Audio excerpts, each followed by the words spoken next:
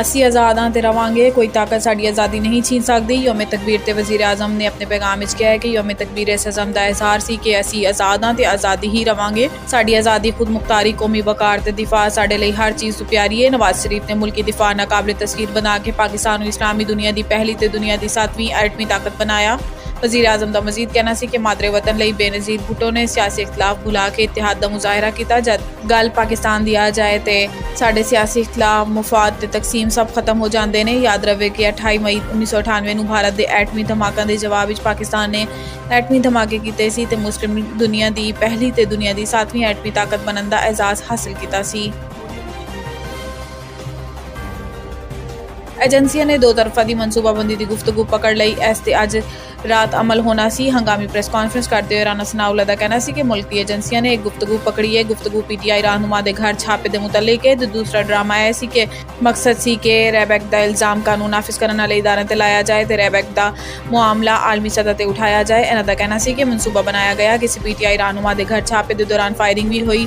इन्होंने हुण इंतहाई घटिया ड्रामा रचाने की मनसूबाबंदी की है। इमरान फितने का मकसद सी कि लोगों को गुमराह किया जाए। यह ड्रामा अज रात किए जाने का इम्कान सी, लेकिन एजेंसियां ने बर वक्त इन्हू नाकाम बनाता।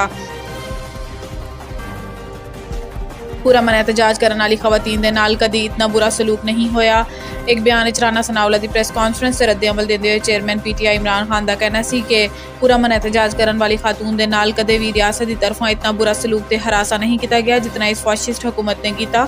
इमरान खान का कहना सी कि खवातीन पूरा मन एहतजाज के हक में इस्तेमाल कर रही सन। यह शख्स यकीनी तौर पर इस खौफनाक कहानियों छुपाने की कोशिश कर रहा है। यह शख्स कबल अज वक्त पर्दा चाक करने की आड़ इस जिम्मेदारी तो फरार की कोशिश कर रहा है। यह कहानियां करीब मंजर आम ते आने वालियां ने। चिल्ड्रन हस्पताल बच्ची की हलाकत, वज़ीर आला की हदायत 4 रुकनी इंक्वायरी कमेटी तश्कील।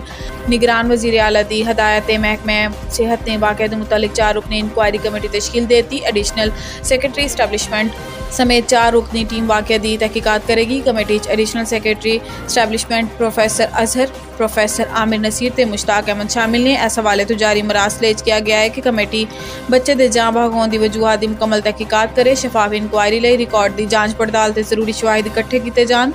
मरासले मजीद किया गया है कि कमेटी शवाहिद ते रिकॉर्ड की रोशनी जिम्मेदारों को तायन करेगी। कमेटी अपनी रिपोर्ट 24 घंटे सिफारिशात पेश करने की पाबंद है।